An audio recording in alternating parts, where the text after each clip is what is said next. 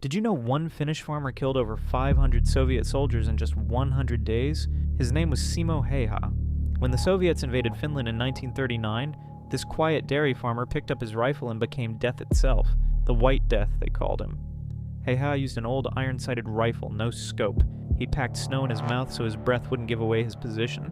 He lay motionless in the frozen wilderness for hours, waiting. One shot, one kill. The Soviets became terrified. Entire units refused to advance through areas where Häyhä operated. They sent counter-snipers, artillery strikes, even air raids just to kill one man. Nothing worked. He averaged 5 kills per day, in temperatures 40 degrees below zero. The psychological terror was complete. Soldiers couldn't sleep. They jumped at shadows. A single farmer had broken the morale of an entire army. On day 99, an explosive bullet finally found him, shattering half his face. But Häyhä survived. He lived 60 more years, never speaking about the war. Some legends are too heavy for words.